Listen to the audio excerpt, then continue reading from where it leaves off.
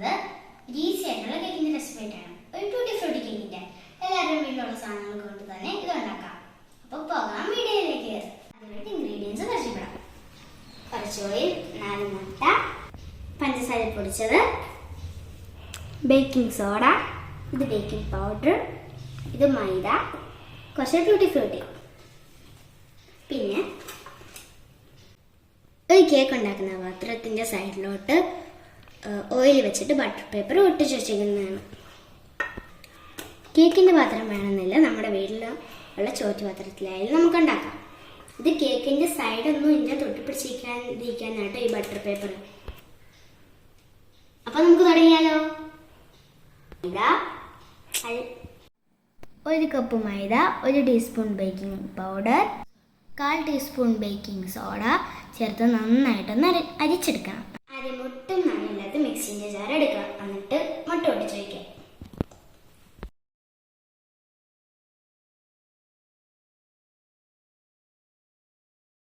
എനിക്കെന്താണെന്നറിയത്തില്ല, മുട്ട പൊടിയുന്ന ഭയങ്കര ഇഷ്ടമാണ്. അതിൻ്റെ സൗണ്ട് കേട്ടിട്ടാണോ എന്ന് എനിക്കറിയത്തില്ല.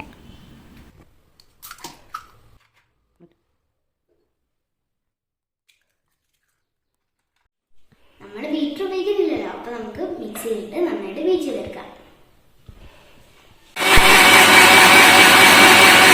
30 സെക്കൻഡ് അടിച്ചതിന് ശേഷം 1 ടീസ്പൂൺ വാനില എസൻസ് അതിൻ്റെ അകത്തോട്ട് ചേർക്കാം. എന്നിട്ട് നമുക്ക് വീണ്ടും ബീറ്റ് ചെയ്തെടുക്കാം. പൊടിച്ച് വെച്ചേക്കുന്ന 1 കപ്പ് പഞ്ചസാര എടുത്തിട്ട് അടിച്ചെടുക്കാം.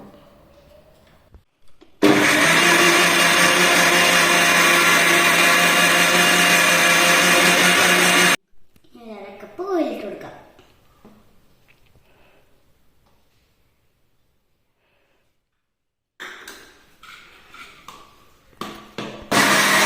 ഓയിലിട്ടതിന് അധികം ബീറ്റ് ചെയ്തത്.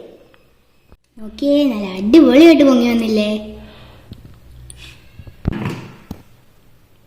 ഇനി നമുക്ക് വേറെ പാത്രത്തിലോട്ട് ഒഴിക്കാം.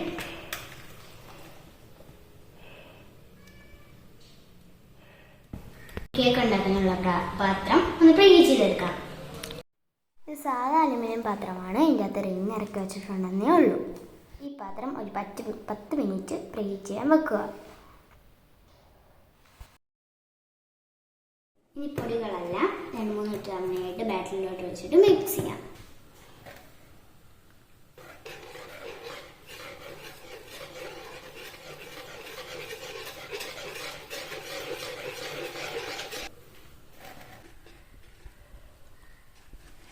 പതുക്കെ ഇളക്കണം, അല്ലെങ്കിൽ ഇത് തണു പോകും.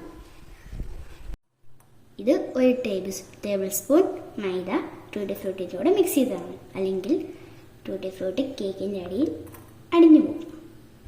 ഇനി നമുക്ക് ടൂട്ടി ഫ്രൂട്ടി ബാറ്ററിലോട്ട് ചേർത്ത് കൊടുക്കാം. പതുക്കെ മിക്സ് ചെയ്യുക. ഇത് നമ്മുടെ കേക്കിൻ്റെ ബാറ്റർ റെഡി. ഇത് നമുക്ക് കേക്കിൻ്റെ പാനിലോട്ട് വെച്ചെടുക്കാം.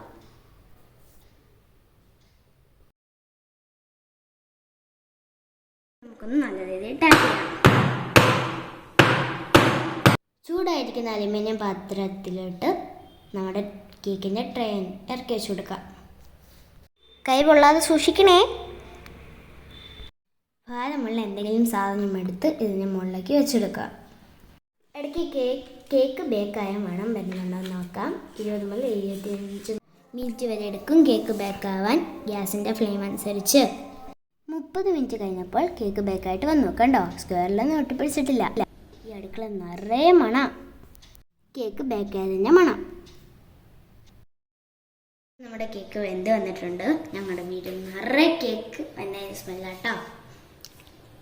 കേക്ക് ചൂടാറി അതിപ്പോൾ കട്ട് ചെയ്തെടുത്തതാണ് നിങ്ങളെ കാണുന്നത്. ശേഷം മഞ്ഞ കളറും കൂടി ആഡ് ചെയ്തായിരുന്നെങ്കിൽ നല്ല മഞ്ഞ കളർ കിട്ടിയാണ്. പക്ഷെ വീട്ടിലേക്ക് ആയതുകൊണ്ട് നമ്മളിത് ആഡ് ചെയ്യുന്നില്ല. എല്ലാവർക്കും ഉണ്ടാക്കാൻ പറ്റുന്ന ഈസി റെസിപ്പിയാണ്. അപ്പം അടുത്ത സൂപ്പർ റെസിപ്പി ആയിട്ട് ഞാൻ വീണ്ടും വരാം. അപ്പോൾ ടാറ്റാ, ബൈ ബൈ.